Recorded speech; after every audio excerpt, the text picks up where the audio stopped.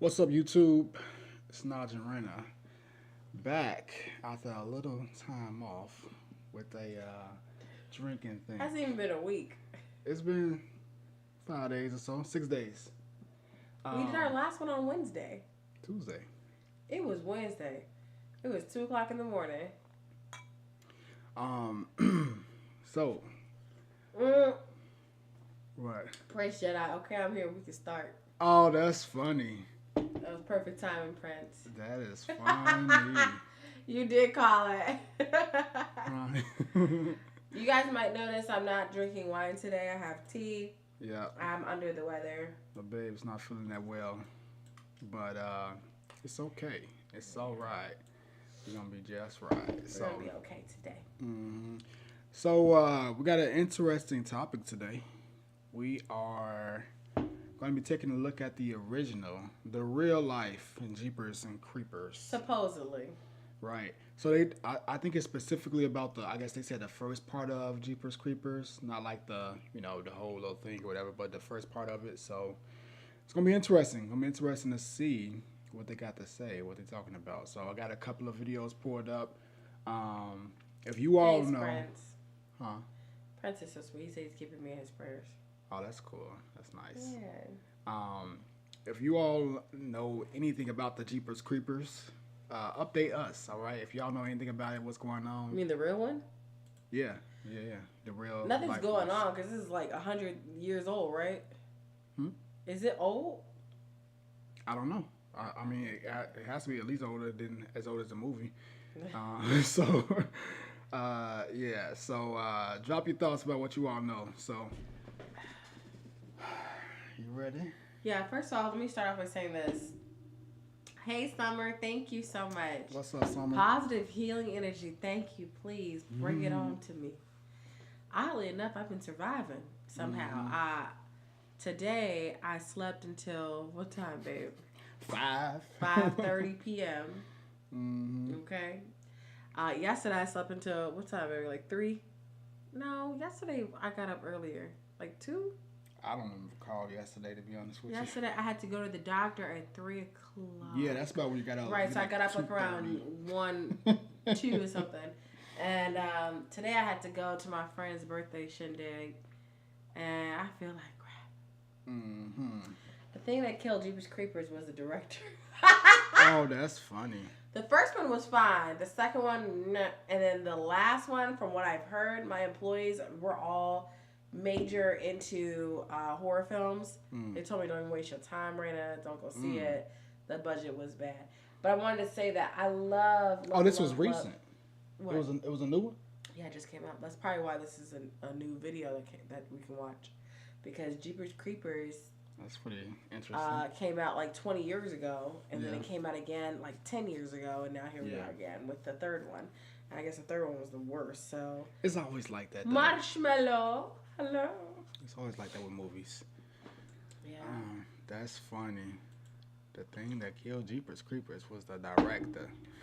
Oh, shit. The director was into small kids. Oh, God. Okay, let's watch the movie. Shit. Didn't even know all that, Prince Jedi. You know way more than I do. What's up, Marshmallow? Marshmallow. Yes. So, I need to get my things together. All right. Get your things together. Yes. Jeepers Creepers was good stuff. It was. That first one with the damn tooth ninja claw thing. Ninja star. I'm telling you, I really wish someone would remake one so I could just have it act like I'm Jeepers Creepers. Wow. I love any horror, scary movie, anything like that. I'm all for it. I'm a huge Halloween fan. It's just everything to me. Let's see what we got here. You ready? We're about to get right into it, all right? So I'm going to share my screen. Your keystrokes? Correct. Thanks, babe. You're welcome. Okay. Correct. All right. Let me turn it If you guys hear me sniffling or coughing or nothing, do not judge me. I'm already sick. All right, here we go. Let me. Bam. You see that? Yeah. Yeah. Yeah, take off the old one from winter. Huh? Oh yeah. Okay. Let's So do it. we haven't seen this yet. We're gonna be watching this with you all if it allows us. Give me 1 sec. Let me see what's going Bring us on. up right here, babe. Oh yeah, good point. You catching all the issues. Appreciate it. Mm-hmm. Oh wow. Yeah, Interesting. that's cool. Our first ad. Mm-hmm. Here we go. That's why there's an ad right now. Oh, I get it. Mm-hmm. That's kind of sucky. What? In the middle of our live? Well, I didn't know that's how it worked. Oh. Golly, you gotta keep in mind we are live. All right, so let's get into it. Let's get All right, let's press play. Let's go.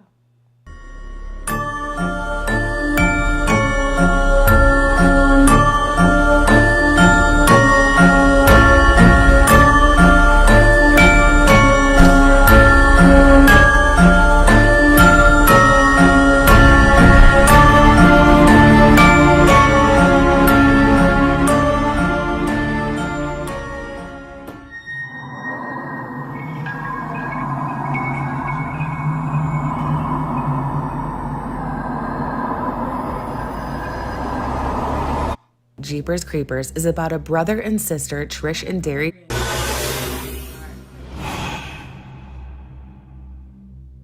The 2001 horror flick Jeepers Creepers is about a brother and sister, Trish and Derry Jenner, who are pursued by a demonic serial killer as they drive home from college for spring break. As they drive through the quiet country roads, they're playing a game making words out of people's plates when an old truck begins recklessly tailgating them. He still looks exactly. However, he eventually passes them and drives on. As the truck passes, Trish notices the license plate, which reads, "Beating you," which is actually supposed to mean be eating you. A little while later, they see the same creepy truck parked next to an old abandoned church with the driver acting suspiciously. He looks to be sliding bloody sheets with large objects in them and pushing them down a hole. The creepy man notices Trish and Derry driving by, and a few minutes later, they suddenly see him again in the rearview mirror. He again begins tailgating them at a dangerously close distance until he runs them off the road. After they recover from the initial fear of being run off the road. Okay, bring me back. I just want to say this, guys. This was a bomb-ass movie. I remember watching this movie in the theaters in Colorado Springs. Yeah. It was me and all my little friends from school. Mm-hmm. And my dad took us. And I remember he made us all get our asses up and get out. Because he was like, oh, hell no. So he took us out the movies. Wow. Because it was just too much. It was too much. Like, it was a slow burn, but once it started getting crazy, he's like, come on, everybody get up. Let's go. He made us leave. He said, I ain't playing that. Yeah, my dad used to kick us out the movies all the time. Oh, wow. Yeah. I remember this movie. It was such a good movie. Hold on, let me get some of these comments up. Meg Green. What's up, Meg? Hey, girl. I learned this case when I was too young, and I was scared to death of green vans for a while. Yeah, it'll do that to you. Guys, if you don't know already, I'm sick today. I'm not feeling the best, so sorry if I look kind of washed out today. You're fine. Madison, I loved this movie. I didn't know it was inspired by anything. Me either. This is news to me. Yeah. All right, cool. Let's get back to it. Cool deal. All right. Hold up. Wait a minute. Road, their curiosity gets the best of them, and they decide to go back to the abandoned church and see what he was doing. I won't give the rest of it away, but in my opinion, it's the best part of the movie. I've seen this movie quite a few times, so I was shocked to find out that the beginning sequence of that movie is actually based on a true story that happened in Michigan. So here's the story that inspired the beginning of Jeepers Creepers. Uh-oh. On April 15th, 1990, Ray and Marie Thornton were driving on Snow Prairie Road in Coldwater, Michigan. Just like in Jeepers Creepers, they were playing a game they'd made up, trying to make words and phrases out of the license plates that passed them. A green 1984 Chevy van passed them at a high rate of speed, and Marie noticed the plate began with GZ and joked, "Geez, he must be in a hurry." After the truck drove out of sight, they continued talking and enjoying their Sunday drive. A few minutes later, as they were approaching an old school, Marie saw a man off in the trees carrying what appeared to be a white sheet covered in blood. As Marie was still trying to process what she was looking at, she spotted a vehicle parked between the school and a large tank and immediately knew that was the same van that had been tailgating them earlier. As the couple drove by, they began discussing what they should do. They decided that they should immediately try to find a phone and call the police. Of course, this was before cell phones, and they had to find a payphone to make the call. Marie tried to remember the license plate and began writing down what she could recall on a piece of paper. However, she could only remember the first few letters.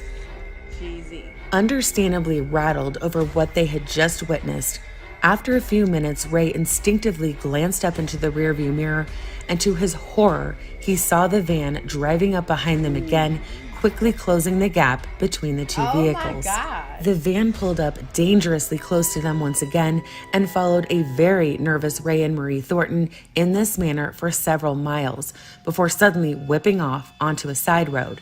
Despite trembling with fear, they incredibly decided that they were going to turn around, drive back by the van, and get the rest of the plate number. What? As they turned around and... No, I'm sorry. Get me back. Get me back to the people. Oh, take me out the chat. Click off the chat. Oh, I know what you meant by that. Sir. That is why. You guys saw the man with bloody sheets putting shit into the van. He comes chasing after you, follows you. And somehow in your mind, you're like, you know what we should do? We should go back towards the homicidal maniac murderer's car. And we should see how far we can push our luck. That's right. Let's do that. Let's grab those license plates and then find another payphone and then try to tell somebody. Hopefully he won't meet us by the time we get to that payphone. We're in the middle of nowhere. This seems like a great time to go pursue danger. What the fuck is wrong with y'all? That is wild. I mean, I guess if they hadn't done all that, we would never know about it. I mean, technically they're heroes. But bloody sheets? No. Friend said, we noticed a creepy van, saw bloody sheets. Let's go get a plate. Oh, hell no. Basically. Oh, hell no. Oh. That is pretty wild. Yeah, absolutely not. Here you go, Meg.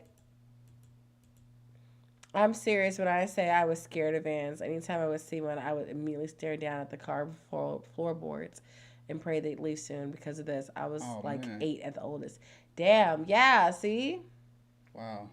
That's what does it. The fact when you find out that this shit is like real, you're like, oh my God, never mind, I'm scared of shit. Right, yeah, that's the crazy part. Like, the fact that it actually went down. Okay. Past the van, they slowed down to get a better look. They saw a very tall man wearing a white hat standing at the back of the van with the doors open.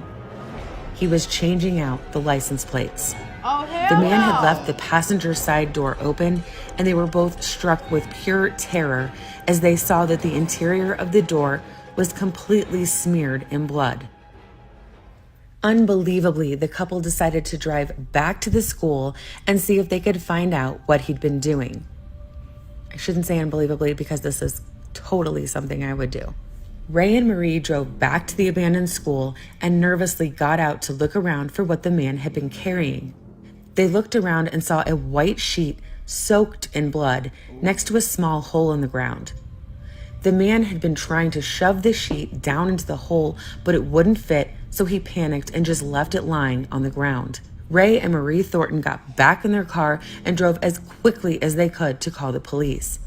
They had no idea what this man had done, but they knew it was something horrible. 46-year-old Dennis Depew worked in Coldwater, Michigan as a property assessor. He had been married. Okay, I'm sorry. No. But a couple things. Can we go back to that man real quick? Mm-hmm. Y'all gonna tell me that don't look like the damn Jeepers Creeper monster to you? If you just imagine it with like leather skin. That's very, very, very scary. And then the teeth of the woman looks exactly like the teeth of the Jeepers Creepers. Can you go back to us? No, Marshmallow. What do you say? Marshmallow said, "This is exactly why you stay away from white people. Oh, wow. They cray. You know, I'll tell you this much.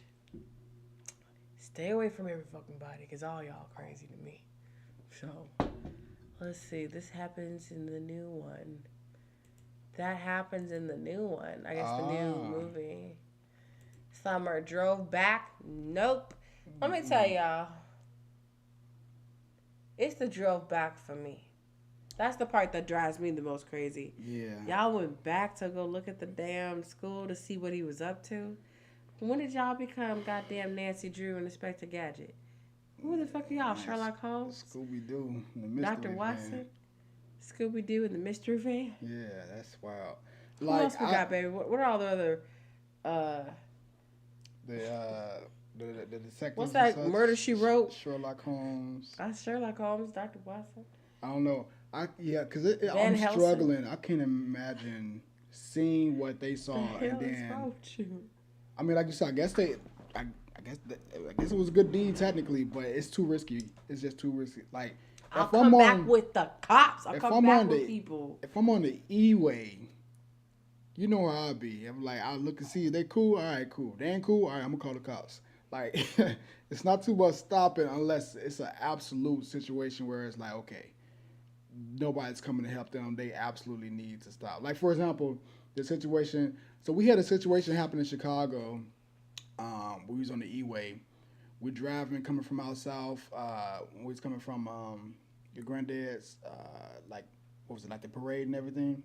I don't remember. So we were driving, coming from out south, right? And we was on the E-way. And we're driving normal day or whatever.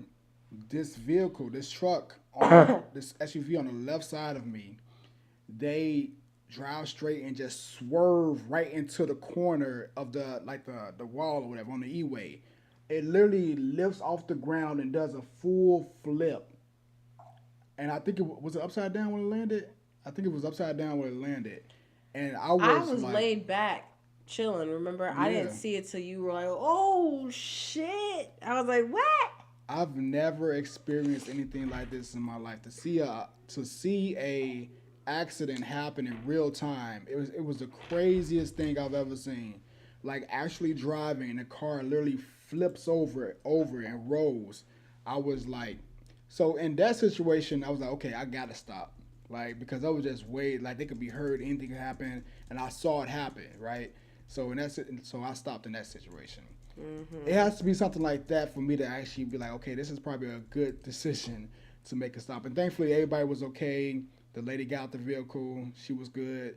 But that was something where I was just like, man, this is it was sad one because she drove right into the little thing, but she was okay. She was cool. But it has to be a whole something bunch like of good Samaritans came out and helped her, but we didn't. Yeah, we watched. Oh, I didn't mean to say it like that. We were like, oh shit, that's crazy. But it was already like 5 big ass people out there helping her. It was so it wasn't too much more that I can do. Did we pull over though? I think we did pull over because we had to, right? We got out. We got out and We got out. Yeah. We called 911, right? Oh, we did help then. I forgot. We didn't keep driving. I don't remember that well. I can't remember exactly what happened. That was like 3 years ago. Yeah, no, we got out and I called 911, right? I don't know. Probably, yeah. I just want to take credit for something. I know. Mikey! What's up, Mikey? What's up? All right, let's get back to this. Now that we're not buffering no more. Pull that up. Okay. Married to his wife Marilyn for 18 years, and they had Yeah, how about the chat, babe? It was something horrible. 46 of the sheet down into the hole, but it wouldn't fit, so he panicked and just left it lying on the ground. Ray and Marie Thornton got back in their car and drove as quickly as they could. Horrible. 46-year-old Dennis Depew worked in Coldwater, Michigan as a property assessor. He had been married to his wife Marilyn for 18 years, and they had 3 kids together. Marilyn worked as a guidance counselor at Coldwater High School. Marilyn had become very unhappy in her marriage. She had been telling friends that Dennis was a bully, extremely controlling, and didn't allow her to make any decisions. Marilyn was very well liked and well respected in Coldwater. Dennis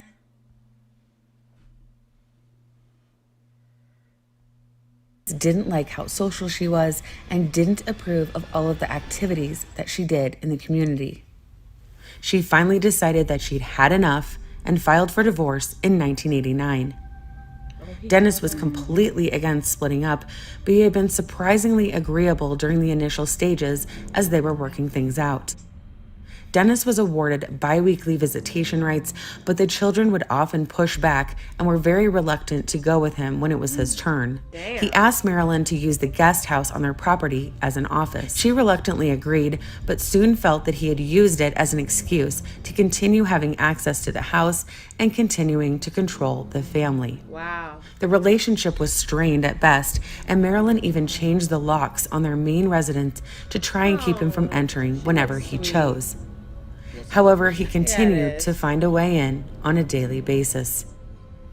April 15th, 1990 was Easter Sunday. Encountered Dennis Depew as he was trying to get rid of the evidence and getting rid of Marilyn's body. When the police arrived at the scene at the old school, they matched the van's tire tracks to Dennis's van and the blood on the sheet to Marilyn. However, Dennis was long gone. While he was on the run, he sent his family 17 letters. In the letters, he ranted. You know what he looks like? I finally got it. Hold on. Oh, go ahead. Send me back. Sorry, I forgot. This episode is sponsored by Built by Plant snaps. Supplements. What the hell is that? Why are you naked? What just happened? Just okay. We're good. We good? Yep. We are good. Can you go back to this real quick so we can keep this? Oh. Okay, there we go. Now go back to me, please. If you ever saw Men in Black, the first one, there's this very specific character. He's like a roach turned human, and he walks around like he's like really like fucked up. That's who he looks like. I know what you're talking about. You know what I'm talking about? Yeah. You know I'm gonna look it up. Yeah. Go ahead. You got the roaches coming out of him. Yeah, like, and she's like, waiting for Men in Black. Go ahead. Yeah, let's see what we got going on up in here. Thank you, Summer. Make sure to hit that like button and bring some more people in and share. What's up, Wacky? Get house or weed. Let's see what else going on up in here. He was not the Herman monster. She, yeah, actually, he does. Okay, we're going in and out a little bit, but we are good now. My thing kept connecting to the Wi-Fi on here, so I think it should be fine now. Oh, okay. We're good. You found it? What you was looking for? But go ahead. I got it. My poor nose. Okay, we're gonna go back a little bit. His van and the blood on the sheet to Marilyn. Hi, Kathy. However, Dennis was long gone. While he was on the run, he sent his family 17 letters. In the letters, he ranted about the divorce being unfair and how he didn't want to start over at his age, and implied that Marilyn brought this on herself. Damn. Wow. In March of 1991, Unsolved Mysteries did an episode about Marilyn's murder and Dennis's subsequent disappearance. As the episode was airing, a woman in Dallas, Texas named Mary was just getting home from work and saw her boyfriend's van parked in the driveway. He told her that his mom was gravely ill and that he needed to leave immediately to go visit her, and asked his girlfriend if she could make some sandwiches for the road. After she gave him the sandwiches, he hugged her goodbye, got in the van, and drove away. Mary's friend was sitting at home watching Unsolved Mysteries and recognized the man immediately as her friend Mary's boyfriend. Dennis had been living for the past 11 months under the alias Hank Queen with his new girlfriend in Dallas. Dennis had seen the episode and knew he had to run. Mary's friend gave police his plate number and description of the van, and they caught up with him in Mississippi 4 hours later. When police caught up to Dennis Depew, he was driving the same van that he had killed Marilyn in a year before. Wow. When the state troopers caught up with him, a chase ensued, and the troopers shot out his tires. When Dennis couldn't drive any farther, he began shooting back at the officers. After firing off 2 shots, he then turned it on himself. Dennis is buried in Indiana, and Marilyn was laid to rest in Oakland County, Michigan. Dennis Depew may not be the winged demonic serial killer that's portrayed in Jeepers Creepers, but the scene that Ray and Marie Thornton witnessed that Easter Sunday was just as terrifying. So the next time you watch Jeepers Creepers, it should make that part of the movie even more blood-chilling. Thank you so much for watching. Let me know down below in comments what your favorite scary movie is this time of year. Don't forget to like, subscribe, and share this. Okay, let's hop back. Okay, I think we're coming back. We appreciate the patience. Hold on, let me see. There we are. All right. All right, appreciate it. Thank you all for staying. I think our regulars know do a little bit buffering, but we're gonna be back. We ain't going nowhere, so just stay chill and we'll get back to it.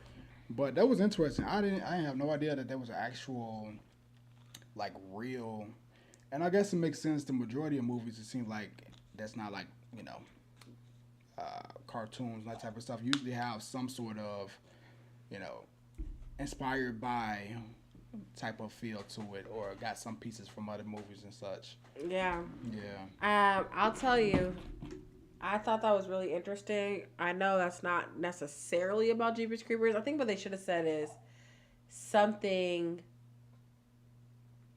I think they should have said a scene in the movie was about Jeepers Creepers. Because it really isn't like what inspired Jeepers Creepers, but it was definitely something that happened. Right. So that's kind of cool to know that, but I certainly want to say it like really inspired Jeepers Creepers. Right. Oh. Yeah. So I think we can get the party and we can keep it rolling. It's always cool. We got some cool court cases that we can always go to. Yeah. What you think? Want to check out some? Yeah, sure. Y'all want to check out some crazy court cases? Let us know in the comments. Just drop a 1 in the chat if y'all want to check out some crazy court cases. While y'all do that, let us know. We're gonna find something so we can check it out. Why don't you go to the one? I just added this one. That was a short one we were talking about, but okay. The man's eyes are totally creepy. That's right, Kathy. Freaking crazy man. Sick bastard, Mikey said. He sure was. So whatever happened to the kids? Did I miss that part? When I was sneezing? Anything about it. At least I don't think so. You want that one back? Mm-hmm. If you do, it's up to you. Unless it deserves its own thing. Yeah. Let's just see. Scary movies based on real... We're not scary movies. So scary movies based on real people. Save the people the cost of a trial. I swear he sure did. Mm-hmm. That's crazy. Okay. That's a good topic, babe. I think we got something. Let's do it. All right. So we're going to check out the top 20 horror movies inspired by true events. This will be pretty interesting. You want that one? Because I think they talk mostly during that one. It's cool. Let's do it. Let's just see what happens. Okay. Fuck it. We're here. Okay. Cool. Oh, you want to tell them about what's happening this week, babe, with Lil Daryl? Oh yeah, we'll be back Tuesday and Wednesday for Lil Daryl's sentencing party. Because we definitely be celebrating. Two Brass books did not do the same. Oh. They're talking about what the man did. So, all right, let's get to it. It really wasn't in Dallas. They just caught him in Dallas. It was in like Michigan, I think. So he ended up being in Dallas. All right, let's get to it. The power of Christ compels you. The power of Christ compels you. Welcome to Watch Mojo, and today we're counting down our picks for the top 20 horror movies inspired by true events. I like to refer to this as a fixer-upper that can be fun. I'm only trying to say that Amity is a summer town. We need summer dollars. I love Yolanda.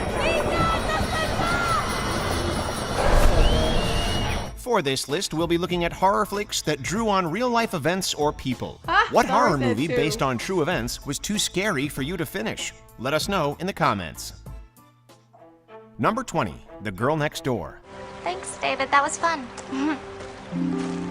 Hey, Beck, where? We're staying with our cousins, the Chandlers. Based on John Ketchum's 1989 novel, this horror drama is such a harrowing watch, it will make you ache to learn that its based on true events message wasn't only a marketing ploy. Is that girl You strung understand up? how girls get squeamish, don't you? And Meg here's a lady. Why, sure she is. Unfortunately, this tale about a child who's tormented under the watchful eye of a supposed guardian is based on a 1965 case of Sylvia Likens. The game is she's gotta tell. Okay. Tell what? Something secret.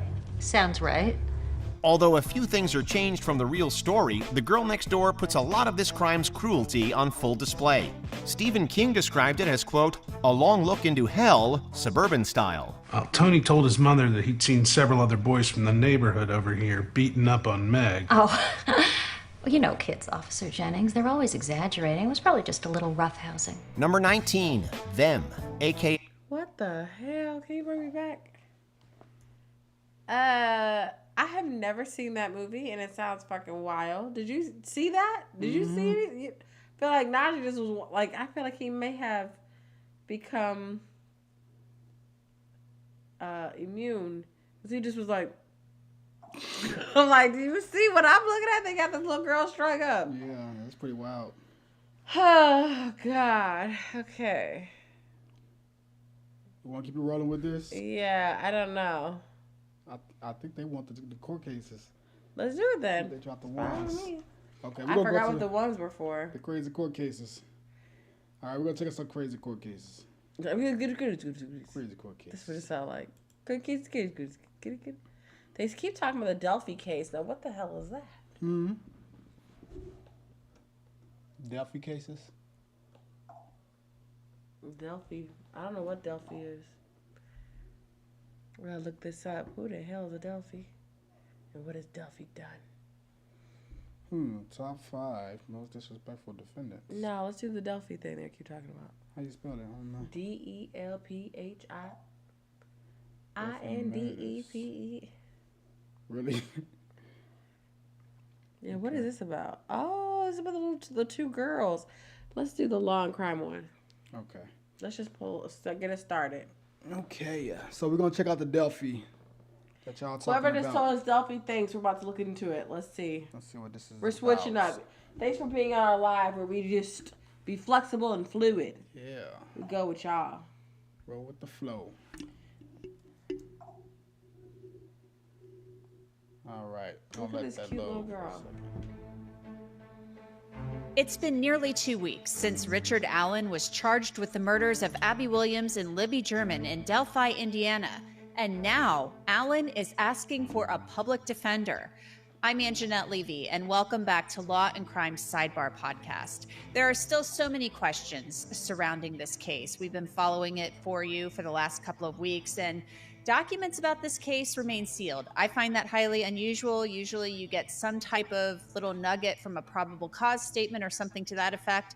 Not in this case. The documents are sealed, and now Richard Allen has actually been moved to a secret location. He's been in 2 county jails. Now he's in an undisclosed location where he's being held, and he's written a letter to the court asking for a public defender because he didn't realize how expensive it was going to be to retain private counsel. So joining me to talk about all of these developments are 2 people who've been following this case for a really long time. They are Anya Kane and Kevin Greenlee, and they host the Murder Sheet podcast. Anya and Kevin, welcome back to Sidebar. Thanks for coming back. Thanks for having us. Let's start, first of all, with this letter. All right, so we're going to go ahead and the movie is on YouTube. Let me go ahead and get through some of these comments.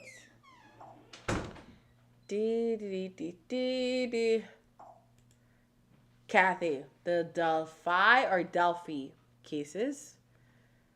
Too much comedy movies around. We watch the scary shit.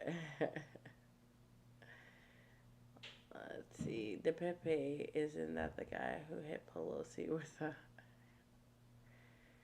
Let's see. Okay, let's go ahead and get through it. Let's get through it. Susan, hey.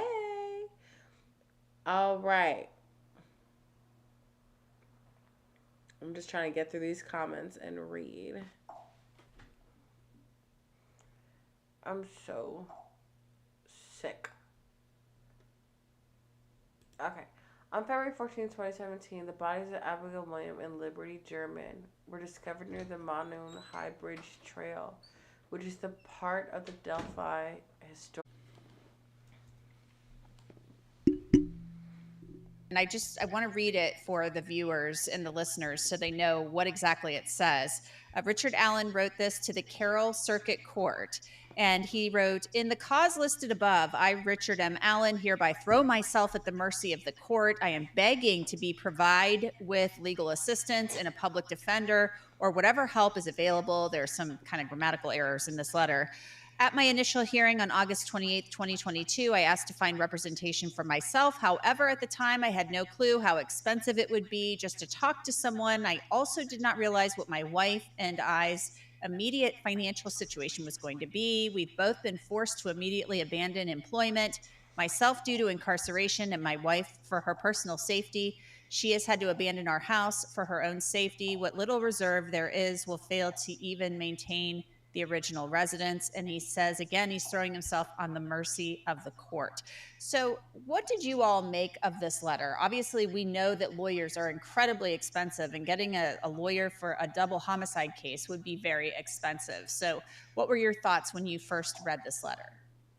For us, I think it filled in some gaps in our understanding of the situation. We have long been interested and somewhat concerned with the fact that Mr. Allen does not seem to have any sort of legal counsel, and this confirms that. But it also explains somewhat that at his initial hearing, he opted to find his own attorney and pay out of pocket for that. And basically, from the White County jail where he wrote this letter and sent it out from, he had some sort of revelation that that was not going to work out and that he was going to need to seek a public defender instead. Now, he's since been moved from the White County jail and is now somewhere in the Department of Corrections within Indiana. But this does kind of tell us maybe some of the thought process and some of the delay behind why he does not yet have an attorney. Mm-hmm. Kevin, I wonder what you make, too, of the judge who was initially on the case, Benjamin Diner, recusing himself. Judge Fran Gall, who's been on the bench for a long time, has been appointed to handle the case by the Indiana Supreme Court. She's has a lot of accolades, it sounds like, from my reading about her.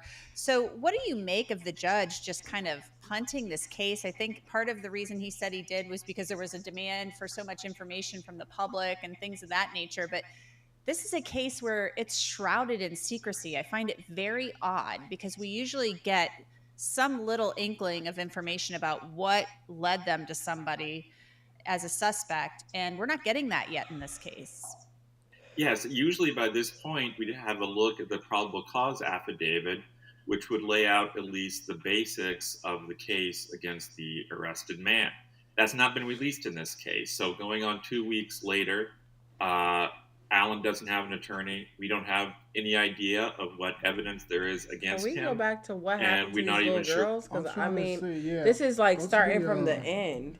I'm trying to figure out what actually happened. Yeah, because this is not the right... I don't think this is the right one for us. Let me go find something. Give y'all drop in the comment a little synopsis of what this is about. What actually Susan happened? already did. Susan did. So you have to go back up to find out Susan's comment. Okay, let me see.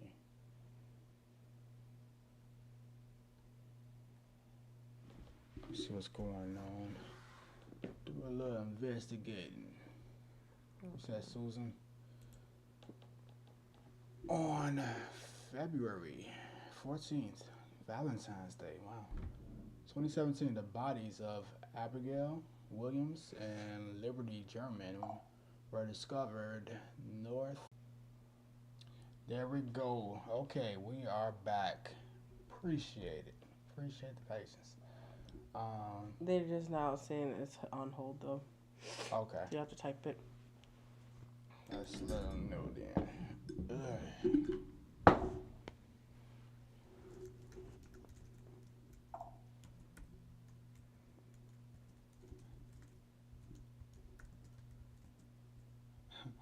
Just hold on. If it's frozen. All right. So. Okay. Let's get to true crime story. Okay. That came out a few days ago, so we can get to know this case a little bit better. Because Lord knows I don't know nothing. I'm like, what is this? Ready? A word of warning. This podcast explores graphic and disturbing stories and includes some strong language. It therefore may not be suitable for our young listeners or other folks who may find it disturbing.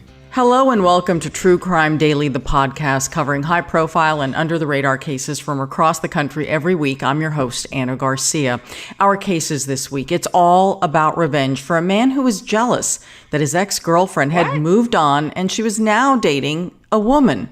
Police say that he directed a hit on the new girlfriend, had her killed while she was stopped at a traffic light. But first, there's a huge break in the Delphi murder investigation. More than 5 years after 2 Indiana teens were killed, police have arrested a man and charged him with their murders. The suspect living among them all these years, working at the local pharmacy in this small town. But if police believe they have the killer, why are they asking the public for more help?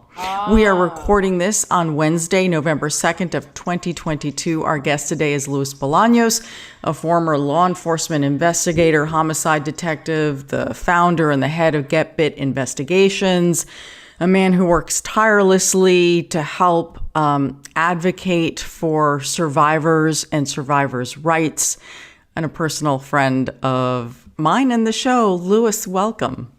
Hi, Anna. Thank you so much for inviting me back, especially for these 2 stories. Some of these really pull at the heartstrings. I'm glad to see there's closure on these, but we're talking about what was until this week the unsolved murders of 2 young girls, 2 teens in Indiana. Luis, I think the reason everyone felt this so strongly, it's because so many of us can relate to dropping off your girls because they're going to go take a walk, and then you tell them, okay, we're going to meet here at a certain time, and then when they don't show up, panic sets in.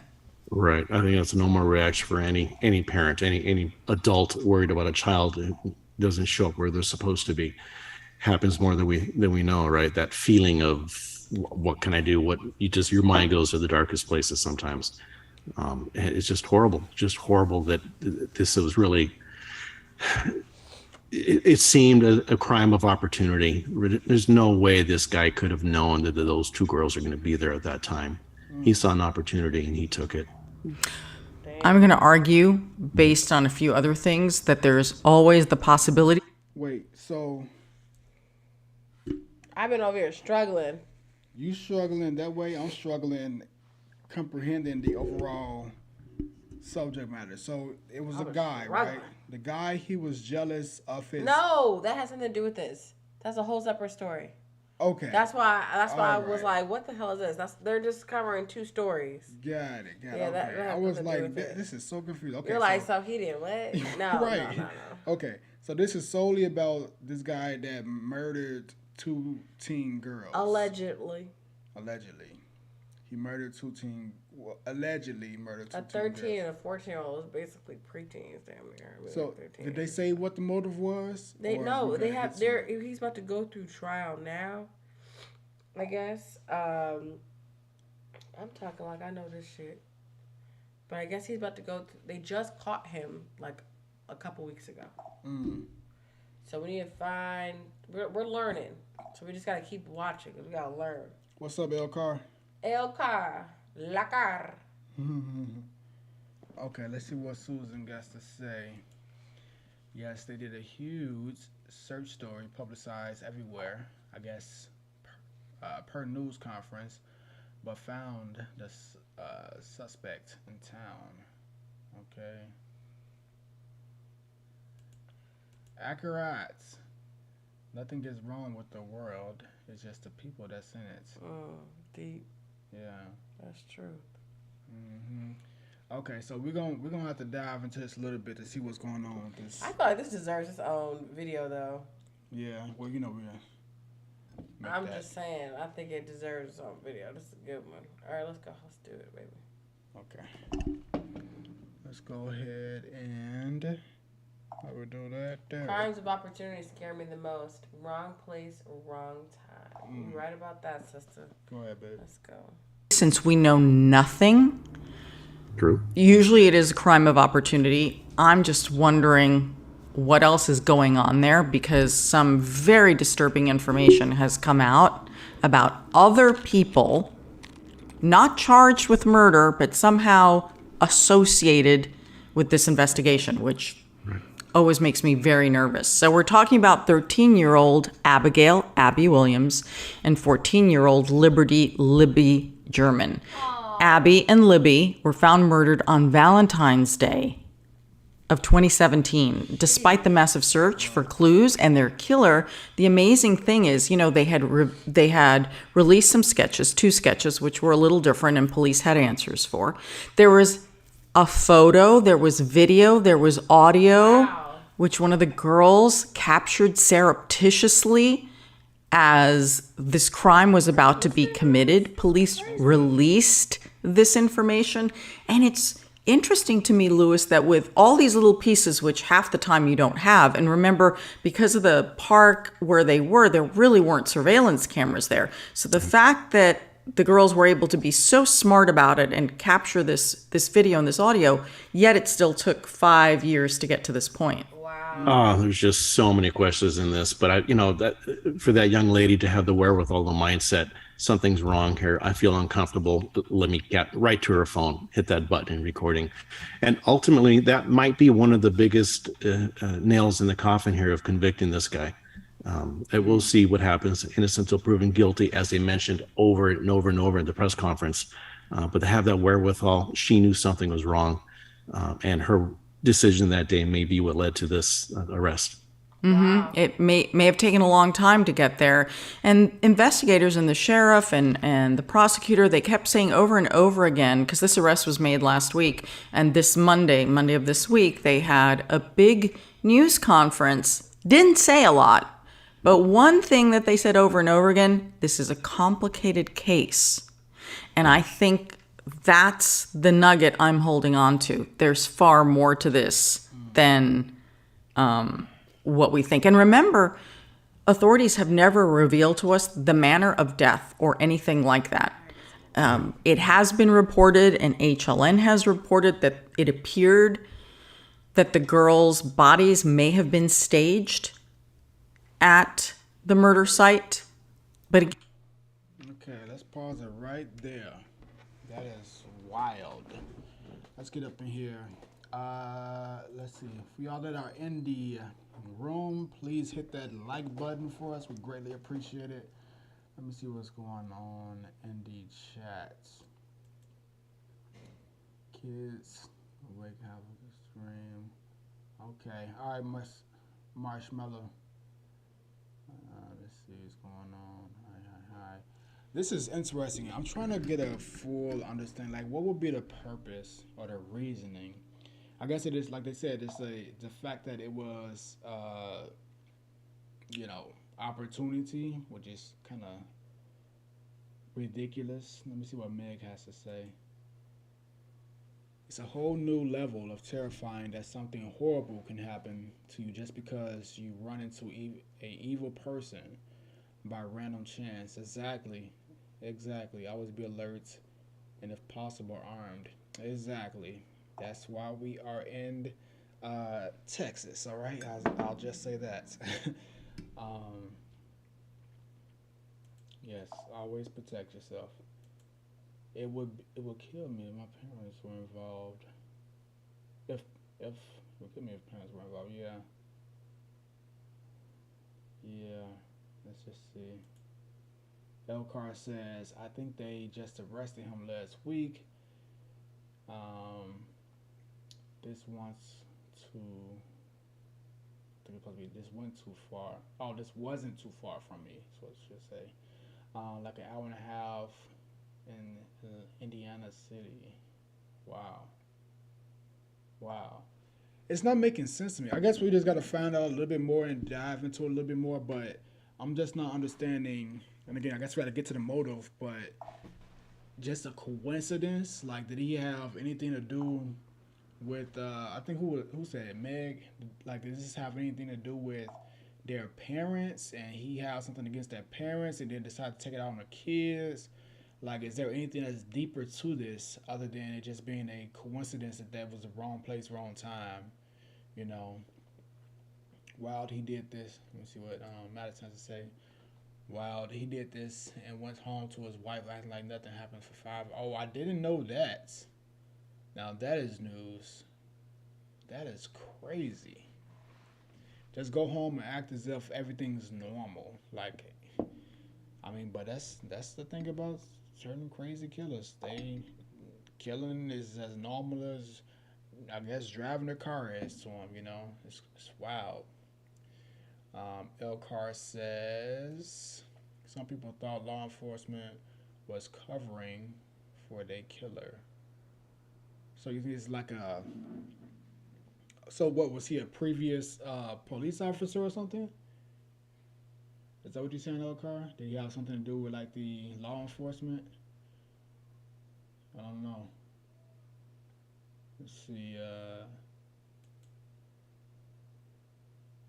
Missouri here, and we are protected too. There you go, Kathy.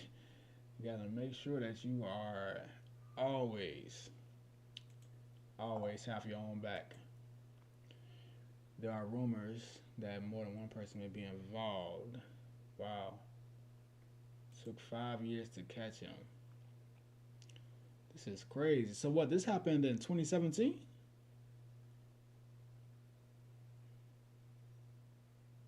This isn't new. I mean, I know it wasn't new, but like 5 years? Wow.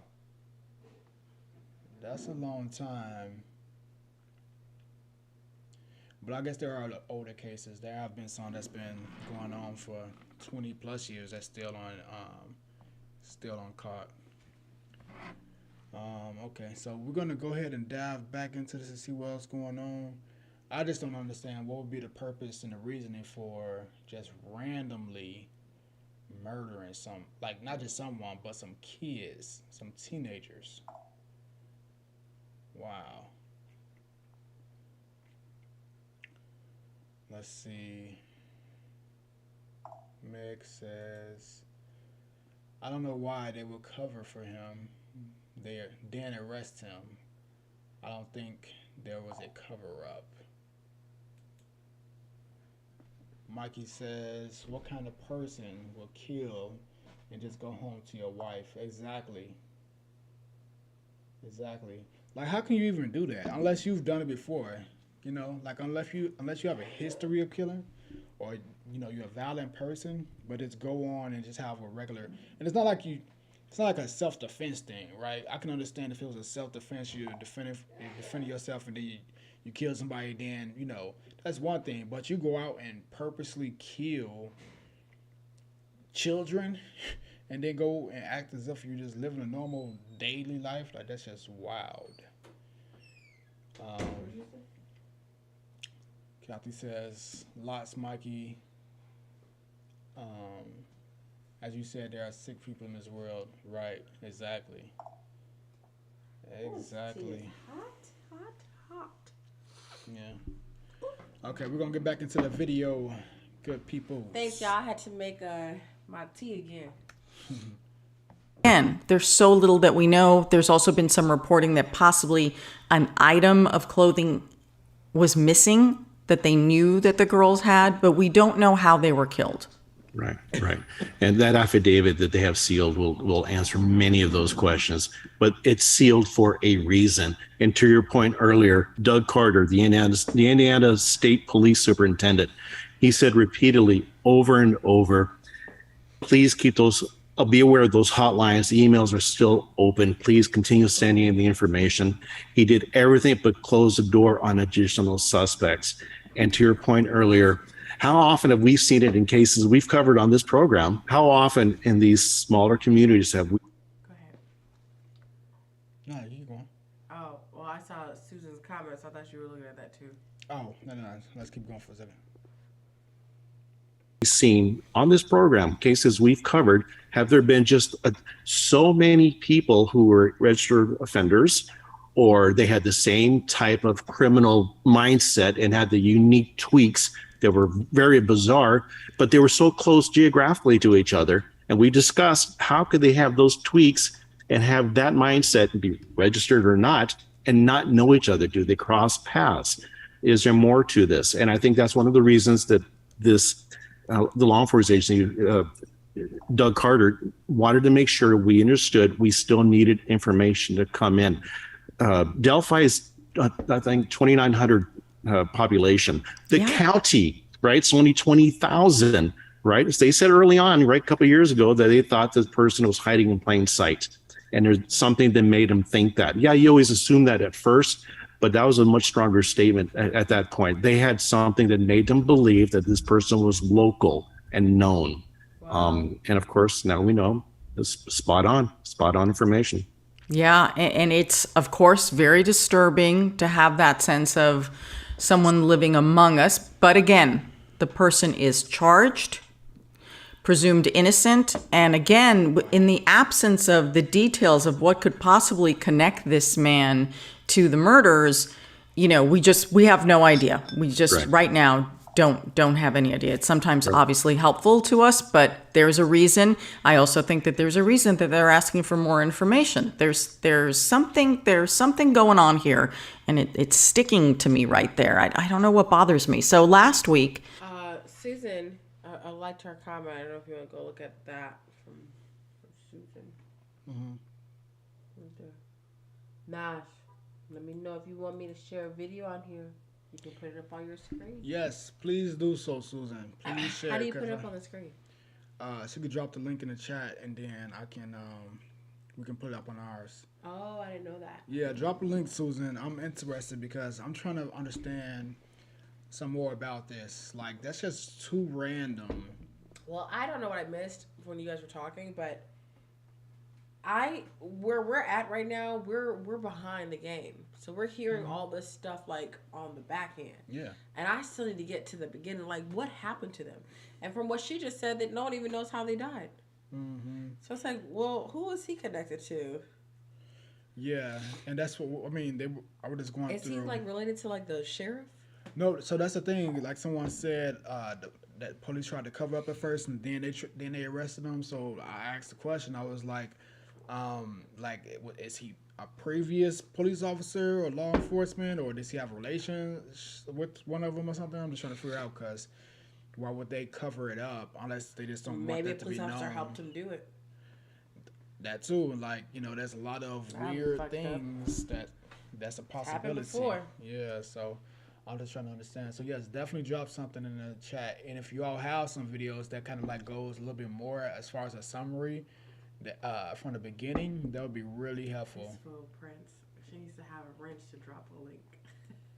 Huh? She needs to have a wrench to drop a link. He said. Oh no, he's moderator. Oh, I was about to say, I was like, Okay. I thought, my dumb ass was like, what are you talking about? Like, no. Let me see. Was that Susan? Oh, God. Susan needs to have a wrench to drop a link. Okay. Oh. Let's see. That went right over my head. Like. Let me see. Where's Susan at? Susan's right there. Yes, Nick. Okay, hold on. Let me go up a little bit. I think we're missing a few. I do wonder if he might have killed before. That's what I was thinking. There's a lot of overkill, which is common with serial killers and uncontrollable rage killers. He seemed too calm on the video for it to be the first time. I think he's going to say right there. Sorry. For him to be a rage killer. Okay.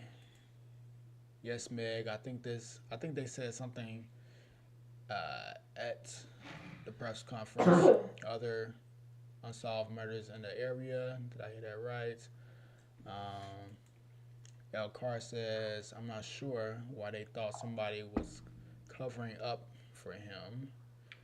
Okay. Let's see. It's only 2 minutes long. Came out before they caught this guy. Oh, the Delphi murder timeline. That's actually a good one. Maybe you should look that one up, babe. Yeah, let's check that out. WRTV Indianapolis has a video. Let's check the Delphi murder timeline. WRTV. And then put Delphi. Huh? Oh, Delphi. okay. Murder timeline. Murder timeline. I don't know. I'm starting to look as sick as I feel on this. Okay. 2 minutes? There it is. Let's do it. Okay, let's Thanks, check this Madison. out. Appreciate it. Sorry, Susan. I know you're trying to get it over to us, but I don't know how to do it. Hold on. It's a shame it's happened on. All right, let's see.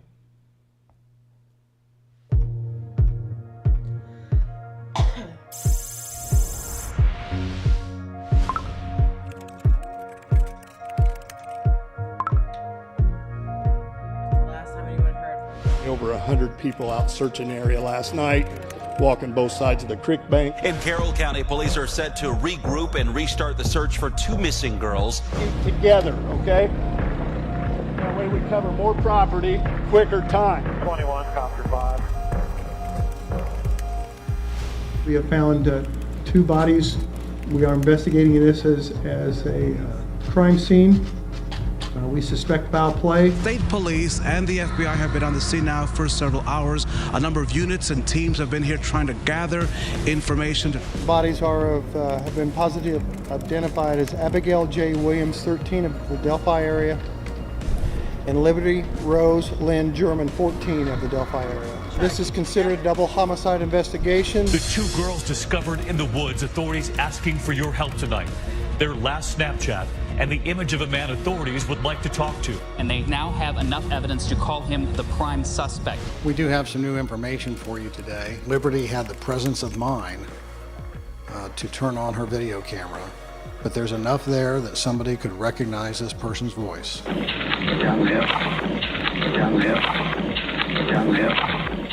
if you're watching, we'll find you.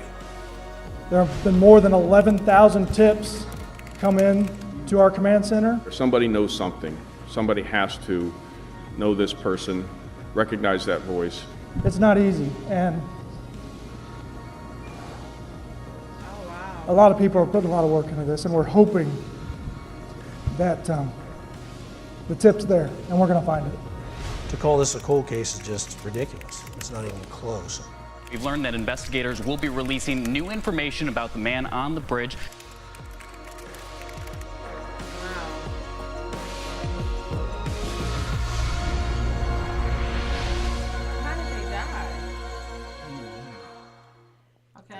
This one from Kathy. I wonder if that's the same thing. I don't know. You can click it in the chat. Okay, let's see. Wow. That's interesting. It's kind of scary too. Like. Yeah. He's in the video following them. It's like, how do you protect your children? Like, how do you prepare them? Like, they can't be anywhere out of your sight ever. I mean, like, that's kind of reminds me, but it's the other video we want to react to with the UFC fighter. Okay, let's see what we got here. Okay, here we go. Let's pour this up. UFC fighter is facing jail time for shooting at somebody that molested his 4-year-old son during daycare. Right. We'll do a video on that too. It was February. Whoops. Let's go back. Ooh, for a sec. It was February 13th, 2017, the day before Valentine's Day. A day that would leave two families mourning, a community frightened, and investigators puzzled for years to come. It was on that cold Monday that 13-year-old Abigail Williams and 14-year-old Liberty German went to the Monon High Bridge in Delphi. The young teen girls had the day off from school. They were dropped off, then disappeared. A search would discover their tragic end the next day. Their bodies discovered in a wooded area not far from that bridge along the banks of Deer Creek. What we would all soon learn is that Libby, in those terrifying moments, captured evidence that would help police in the search for the killer. On February 15th, 2017, police released cell phone images from Libby's phone showing a suspect in the case coming across the bridge toward the girls. A week later, police released audio from Libby's phone.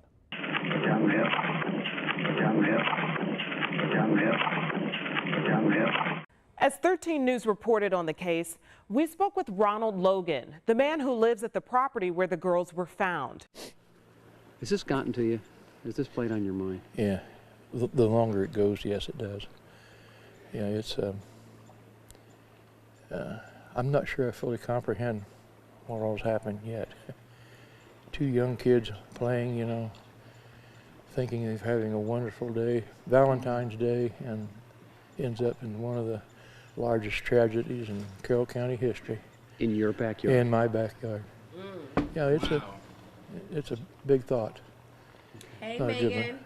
Turns out, the FBI was also talking to Logan. An agent at the time noted that Logan's voice was not inconsistent with that of the voice captured on German's phone. The FBI notes an interview with Logan's relative in which the relative tells the agent that Logan called them the morning of February 14th, lie about where he had been the previous afternoon. That was before the bodies of the girls were found. 13 News was there as Logan's home was searched. More than a dozen investigators worked for hours, searching Ron Logan's home, his garage, barns, and property. They are looking for clues to whether Logan is connected to the murders. Basically, we're trying to either clear him or look at him even harder. That's what we're trying to do here. Abby Williams and Libby German were found murdered on Logan's property. Days later, he walked us to the secluded crime scene, appearing shaken by what occurred here. I can't really wrap my emotions around it. It's so mind-boggling. Later, when someone used social media claiming Logan resembles investigators' prime suspect, the 77-year-old was understandably angry. I was cleared by the authorities ages ago. Since then, investigators received new leads and found new information, prompting the search and putting new attention on Logan. As we have gone into the investigation and have talked to other people, things are just not adding up, and we're just trying to get things added up. Police arrested Logan earlier this week on a probation violation. He has numerous drunk driving convictions. He's being held without bond. Investigators searched with the help of a canine. They carried away armloads of potential evidence and seized Logan's truck. Police, though, warned against rushing to any conclusions. This is part of the investigation. This is not our first search warrant. We've done several others other than this residence. Wow. Okay, so That's bad. Basically, well, it wasn't that clear of a photo to me, okay? I don't know. I can barely see the guy's face in that video. Definitely doesn't look like the 77-year-old guy. So now that we know, this is obviously an old video we're looking at, right, babe? Yeah. When did this video come out? Well, this says 2 weeks ago. I don't know if that's the actual date that it. Yeah. Well, I'll say this. We now have a suspect arrested and in custody that's going to trial or something like that. That's not this Logan character. Oh, maybe I missed something because you're saying it before the photo. Because I thought you were talking about the photo of him walking across the bridge. That's what I thought they got the sketch from. But in any case, I think it's kind of fucked up how hard they were talking about Logan on like a national television. Because it sounds like he eventually got cleared from it all. I think there's a little too much attention to put on somebody if you don't know for sure it's them. Because he's going to have to deal with that reputation for a while now. Yeah. And y'all put out all his negative business. Like Caesar's truck. Like the same exact amount of energy should be put into saying that, okay, we got the wrong person. He had no, he should have they should do a whole conference and everything and get up there and say the exact same things that they said about him. In that situation, say the opposite. Like, this is the wrong person. He had absolutely nothing to do with it, because that's damaging. That's very damaging. Especially since we're watching this now knowing it really... Well, I guess we should say it really wasn't him, but it seems like it's not him at all because they found someone else. Yeah. I'm talking about Cain Velasquez. And I agree with you, Megan. We can do that on another video, though. Yeah. Right. And at the edges. Yeah. Let's see what else we got. Right. And they release the audio and the sketch. Okay. I got you. Okay. Huh. I just don't think that photo was really, good. Right. Yeah. About 5 years. Look at that cell phone. Right. This is crazy. This is a very something is weird about it because too many of the officers seem extremely emotional, and then some are not, but they're not giving information. Like, why? Yeah. All right, let's see the rest. This is very rare. We've done some polygraphs. We've done all kinds of things to other people. In citing reasons for the search warrant, the FBI agent noted that pieces of clothing from one of the victims were missing and that it appeared the girls' bodies were moved and staged. Wow. There were no visible signs of a struggle or fight. Investigators recovered fibers and unidentified hairs at the crime scene. The agent also suspected a souvenir had been taken by the killer and that it was common for perpetrators to memorialize the crime scene with pictures. It's not clear if anything was found in Logan's home, but he was never arrested before he died in 2020. Oh. On July 17th of 2017, police released their first sketch of the suspect. So he probably died? From stress because you motherfuckers was fucking with him. So he died, and then it's like they moved on and found somebody else. He died 3 years later. Pick somebody else. I don't know, man. That's kind of fucked up. That's very If I was his family, crazy. First of all, what about the family member who said that he called telling him to lie about where he was? I think they were lying too. This is wild. You know, people do that. People really do lie like that for no goddamn reason. This is a very wild situation. So, Logan died, and then 2 years later. So, was this whole time after he died, were they still saying it was him up until this point when they found this new guy? I don't know. Let's finish watching. I don't know. It's wild. I don't know. We gotta watch. We gotta learn about this. We gotta learn. Yeah. They had received thousands of tips and were working through them. But as the months passed and years passed, this case went quiet. That was until April 2019. That's when a new sketch of the suspect was released. And additional audio of the suspected killer from Libby's phone emerged. Again, tips came flooding in. The families of the girls and that community in Delphi were hopeful it would finally lead to a break in the case. But again, days turned to weeks, weeks to months, and months into years with no arrest and sadly no answers. Then, nearly 5 years after the murders on December 6th of 2021, police asked who had communicated with the social media account of the name Anthony Schatz. A flurry of activity took place then. The images in the accounts were those of a male model. The account itself belonged to a man from Miami County. He lived just over 30 minutes from Delphi. Police said Keegan Klein admitted to creating the account to solicit nude images from underage girls. Oh, wow. Tell me about Anthony Schatz. Why did you create that profile? I don't really know. I was just lonely, you know what I mean? Yeah, obviously he's lonely. Look at Just him. talking to people. I don't know why I did it. But Klein said he was not trying to meet any of those girls in real life. Klein also said that police told him his Anthony Schatz account was the last to communicate with German before her murder. Turns out, police had served a search warrant on Klein's home in 2017, just days after the girls' bodies were found. It was for a child exploitation and child pornography case. And so, are you aware whether you may have talked to Libby on the 13th? That's what they said. That's what the police told me. That you did? Yeah. And do you have any recollection of that? No, not at all. What is going on? I am just blown away. This is one of the craziest shit. It's like the more and more we learn, the more wilder this case gets. Who is this weird, like this old young man that's out here soliciting young children with And a one of the child? children was Libby German. He was trying to get her to send new photos, and he actually communicated with her the day of her death. Yeah. This is getting And he wilder communicates by with the so second. many people he don't even remember it. Using a fake photos. Or someone Story time. a fourth of his size. Story This time. is crazy. Well, can I tell my story time? Mm-hmm. One time, when Naj and I first started dating, we were in the car getting some gas, and all of a sudden I got a text message from someone saying, "Hey Raina, this is Najee." I was like this.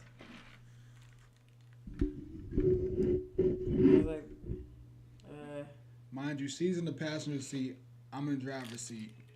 We're like this. And someone texts her phone saying, "They're Najee." I was like, "You sure?" I'm sitting right here. She's right there. Someone was trying to catfish me. Weren't they asking for a picture of me or something? Or asking for something? I can't remember. Something like that. I don't know what they were saying. It was the Somebody was trying to get me to weirdest. send a picture of myself to them and acting like they were Najee. This before me and Najee were actually like dating. It was the weirdest. I've never been impersonated on that level. And it was weird because we were together in a moment. So it was like someone is really out there sending messages as if they're me. I'm like, who else is they sending messages to impersonating me? That's all bad. They were trying to get pictures of me. I don't know. I don't think. I think you told them to send you a picture or something. I know I told them to do that like back. They wanted something from me. It was just the craziest thing. I ain't never experienced something like that in my life. And I still don't know. I was the one being victimized. Yeah, but somebody's impersonating me though. To get something out of me. It was the craziest Like, thing. you ain't gonna get no picture out of me. I have never sent a picture of me to no damn body. I don't care who you are. No one gets pictures of me. Let's see what's going on. Hi, Autumn. I'm sick today, y'all. I hope y'all send all the positive energy my way. Yeah, she need that. Because I'm struggling. Mikey says, what's gonna come out of this case? Those are two beautiful little girls. Yeah. Yeah. Yeah. Yeah, Mikey, you're right. Kathy says we won't know until the trial, which hasn't been set.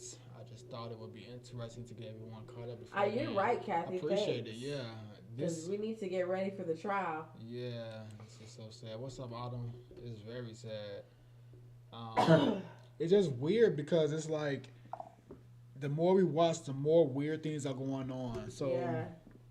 I think Logan was cleared and then he passed away. Well, hopefully. Yeah. But it still kind of sucks that they did all that. He spent some was good so years. stressed out.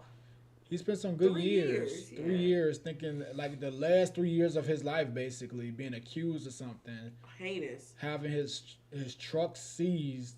His house ransacked. Yeah, and like just the mental stress of not only the fact that you killed somebody, but that you killed 2 young girls, like children. National headlines. Right, teenagers or whatever, and the world knows, and that's put out here. Like imagine that being the only video that someone watches about this case, and that's your legacy.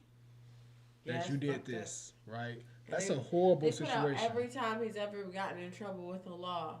Right, like DUIs and all that stuff, and I understand, but like that didn't have to be put out to the world because that had nothing to do with this situation, and he had nothing to do with the situation other than he owned some land and they happened to be, placed there, unfortunately.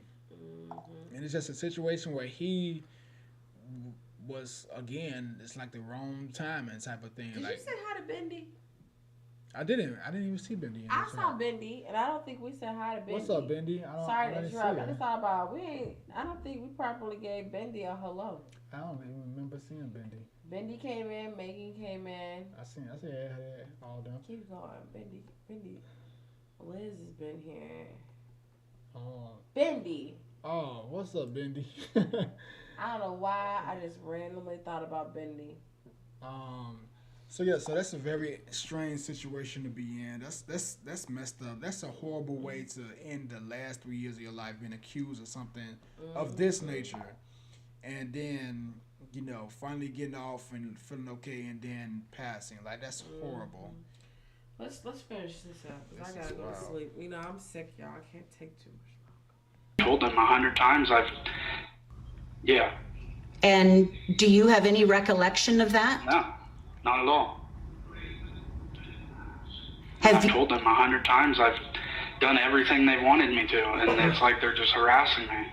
Klein was charged August 29th, 2020, with 30 counts, including child exploitation, possession of child pornography, and obstruction of justice. He allegedly told investigators he would talk to girls using the Anthony Shots account, even if they were under 16. He claimed to have received photos from all of the girls he chatted with. Investigators seized 6 devices from Klein, including smartphones, a tablet, and an iPod Touch. Police found sexual images of girls. Some appeared to be only 14 years old. And after being interviewed by police, Klein returned home. He later told police he found another phone and turned it over to them. Police said an examination showed someone had uninstalled and deleted Snapchat, Instagram, and MeetMe. The browser's search history had also been deleted before the phone was turned into authorities. After several continuances, his jury trial was set for September of 2022 in the child pornography case. Klein has not been charged in the Delphi murders. He has not even been named a suspect. And so the families of Libby German and Abby Williams wait for answers. 5 years. That's 1,825 days that have passed since the bodies of Abby Williams and Libby German were found in the woods near Delphi. They probably had you. That's 43,800 hours. The people who loved them have had to wonder who the man is in this video. The man investigators say killed the girls and where he's at now. I don't think anybody thought we'd be here at the spot at the 5-year mark with an unsolved case. But that's where they are, despite thousands of tips, along with video and audio of the killer. Libby captured on her cell phone as the girls hiked on the Monon High Bridge Trail. Not to mention 2 different sketches released 2 years apart. I think eventually what we'll be able to do is put the face of the murderer up in between those 2 sketches, and we'll be able to merge them together and become one. The only good thing that happened out of all this, the only bright spot was that the damn child pornographer hunter on Instagram. That's what she just said. Oh yeah, That's literally the only good thing that came out of this situation was that this fool out here trapping children, getting them to send pictures impersonating a kid was caught. Like, that is horrible. Like, I don't know how old he was. He probably looked like our age or older. He looks young, but got an old hairline. Right. Got the little swirl going on at the top. He like he had toupee. So that's about the only bright spot of this whole situation. Soliciting kids, acting as a kid on and then got 6 devices. Like that was to wild. continue your nastiness on, you freak monster, piece of crap, nasty. Let's see. Okay, the taking clothing. Oh, we didn't get your. I don't think we got your link, Susan. Oh no, I think. Did you see a link? No, I think Kathy sent it for her. No, she didn't. She's been trying to send this 3D recreation link for a minute. Oh. You're gonna have to tell us where to find it, Susan, because you can't send a link, I guess, because you're not a moderator. Let's see here. Let's see what these comments are. There are sick fucks out there for sure. But at least they caught a sick fuck in the process. Girl. Thank you, Autumn. Thank you, Autumn. Let's see. SSN, okay. Yeah, I feel like crap. Okay. What does it say? You can read it. I can't. Honestly, my eyeballs and throat is hurting so bad now. Okay, the taking of clothing, the posing, the screaming serial killer to me. Hopefully, we'll find a definite answer. Okay. Are you looking for something? Yeah. What are you looking for? Susan says that. We're not gonna get her link because she's not a moderator. Okay. You skipped a couple of things. Whew. Autumn says, I hope you feel better soon. Thank you, girl. Me too. Prince Jedi Master says, mental illness.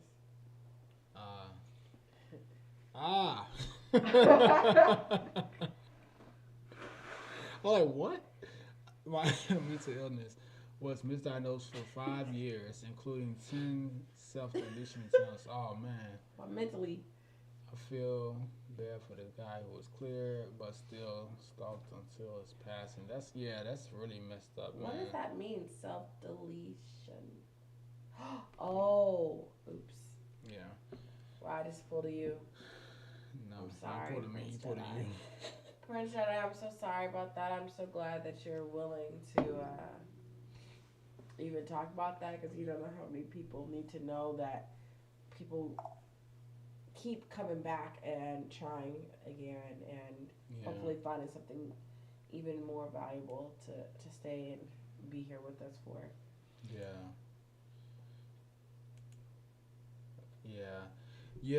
That poor man, so heartbreaking. What a way for your end of life, for real. Because we're talking about Logan. Like, it's really fucked up that they did all that to poor Logan and didn't say anything. Like, someone should be apologizing to him and his family or something. Sheesh. Yeah, it's crazy. Thanks for the positive thoughts, Kathy. I appreciate y'all. That really means a lot to me, because I need it all. Yeah. Klein is a liar, in my opinion. I'm with you, girl. I don't trust him. And why should I? Wait, Klein is the nasty little young old one. The old young man? Yeah. Is that it for the video? We got more. We got a little bit more. Indiana State Police Superintendent Doug Carter says he personally gets 25 to 30 tips a week that he forwards to investigators. Carter can't give a definitive timeline as to when the girls' families or the public will have answers or the justice they want. What's important to me on the 5-year anniversary is that people know that we're continuing to full speed ahead. It's frustrating. We all thought we would have answers 5 years ago, but we also know that law enforcement is doing absolutely everything they can and putting all of their time and effort into the case, and they want answers just as much as we do. Both families have a mantra they've said since the beginning. Today's the day. 5 years later, those words don't always come out as easily as they used to. I mean, some days it's really hard, but yeah, we still keep positive that today could be the day, and tomorrow could be the day, and any day. We just have to keep being hopeful on that and have faith that it will be one day. I know my grandparents say it every day, but for me, it's something that I say to reassure myself when I'm feeling frustrated, when I'm feeling like no answers are coming, and I'm feeling defeated. I say that. I say, today is the day, it's coming. It'll get here. The question remains, when? The community continues to rally it. Summer. Susan said, go to Delphi Murders, Libby and Abby by Gary Hughes Investigates. That's it after that, y'all. I'm done. That's sad. Vicks all the way. Call me 75-year-old mom. I'll take the Vicks, mama. Thank you. I just need Naja to go get it for me. It's messed up. It's like they were what, 14? They would have been 19 by now. In college. All types of things, lives. you know. That's so sad. It's really, really sad. And it's like, for what? Like, what was the purpose? Like, the fact that it's taken this long to figure out who the individual potentially was, and, you know, the reasoning, the motive and such, it's like, that just shows that it was just senseless. Had to have been just senseless. 3D recreation. That must be it. Oh, is it's that this it? one right here. Is that one? Okay, let's do that. Okay, let's check it out. 546. Okay, this video right here is something I was working on for a long time, and then I put it on hold. It just got so time consuming. It's so difficult. I put 3D animation on this bridge, and you have to line up sort of a dummy plane. Is that 3 years ago? 4 years ago. But you can go through his stuff. Okay, let's see. There it is, that one. Okay. Oh, wow.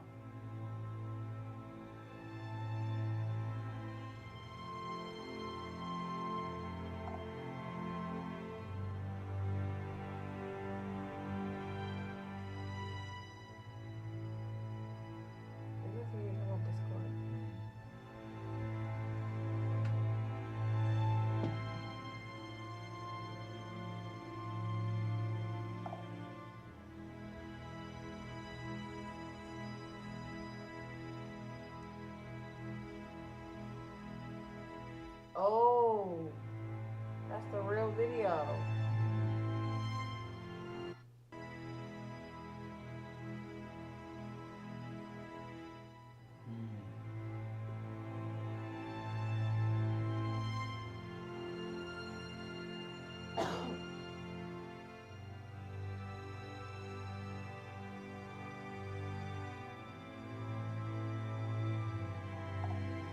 Oh, this is fucked up to watch.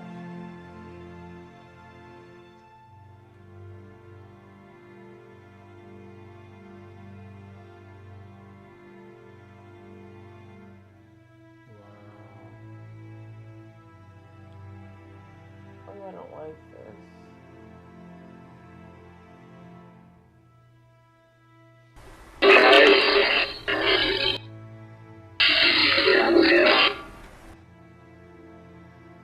Sheesh. Is this just showing it again? Yeah. Yeah, it's messed up. Wow. That is so sad. It's We found that one. Yeah. You type in, we found it. Yeah. Because we're a little lagged.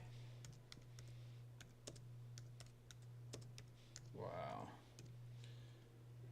That's just challenging to even watch, because it's like, it's sad because they are so harmless and then like so helpless. Yeah. Because they like, what could they really do in that type of situation, you know, against a damn grown man, a fucking clown, you know? Thanks, y'all. Thanks for the congrats on 1,000 subscribers. Thank you. We greatly appreciate it. Thank you, Susan. Prince Jedi Master, he says, do we have a Discord? So what is that exactly again? So Discord is like a private chat community. So right, so it's like if you know, run like I guess like a modern business or involved in any type of like modern business, there's like Slack, right, where you have different channels for different areas, and Discord is like a more like chill type of Slack for people that just like want to communicate about different topics and things like that. You got different channels based off of what your interests are. So we do have a Discord, but it's specifically for our Patreon members. All right, so we have a private community that we just start marketing and pushing out. So if you all want to be a part of it, it is patreon.com/Naj letter N Raina. All right, and we currently have an $8 tier on our Patreon. It's just $8 a month. It helps contribute to everything that we're doing here. That helps contribute to getting Raina some medicine. No, I'm joking. But it just helps contribute to what we're doing with the platform. Just building, putting more content out for you all, more reactions, more fun stuff. And within the Patreon, we have a Discord, right, that we're building up. And that's where we'll be doing like our lives and when we're watching like true crime movies and documentaries, more things like that. So the Patreon is inside of our, the Discord is inside of our Patreon, just $8 a month. There's only, originally there was 20 spots available. There may be like around 14 right now. So Private Jedi Master, if you're interested in that, you can definitely go ahead and tap there. Did you call him Private? Did I say Private Jedi Master? Yeah.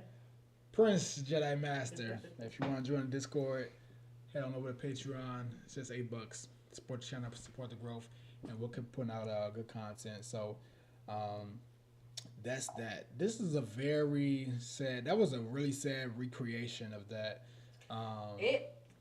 With me, I mean, I feel like, sheesh. You know what scares me? Sorry to interrupt you, but you know what scares me about that? That I've been a 14-year-old little girl with a man too close. That made me uncomfortable.